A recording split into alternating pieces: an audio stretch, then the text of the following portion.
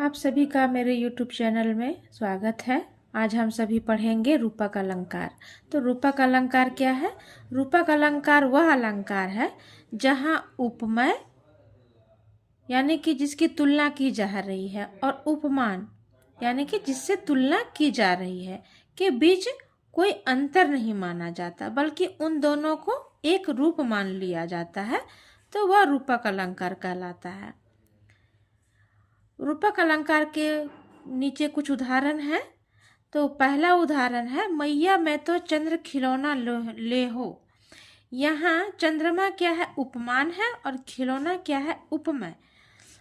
और दोनों को क्या है? एक समान मान लिया गया है, दोनों एक है। यानी कि खिलौना जो है चंद्र खिलौना, ये चंद्र के समान नहीं, चंद्र खिलौना ही है, यानी कि चंद्र को ही खिलौना बना दिया गया है। दूसरा उदाहरण है, पायो जी मैंने राम रतन धन पायो। यहाँ राम रतन यानी कि उपमेय को ही धन यानी कि उपमान कहा गया है। राम यहाँ जो है मैंने क्या पा लिया है? राम रतन धन पा लिया है। राम क्या है? वो रत्न है, धन है वो, यानी कि राम को ही रत्न मान लिया गया है। तो इस प्रकार राम रतन क्या हो गया? उपमेय, और धन क्या हो गया? उपमान, और दोनों को एक मान लिया गया है। तीसरा जो उदाहरण है, चरण कमल बंदो हरि राई। यहाँ चरण जो है वो उपमेय है, को कमल में यानी कि उपमान कहा गया है।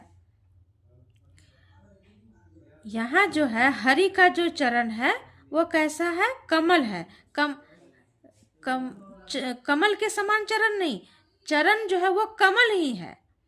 तो इस प्रकार ये जो उदाहरण है, ये पंक्तियां जो है, ये रूपक अलंकार के उदाहरण हैं।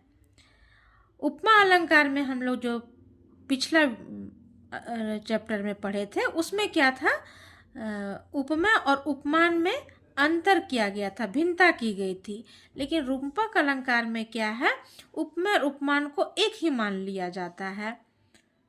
तो इस प्रकार ये उदाहरण और परिभाषा रूपक अलंकार के हैं। धन्यवाद।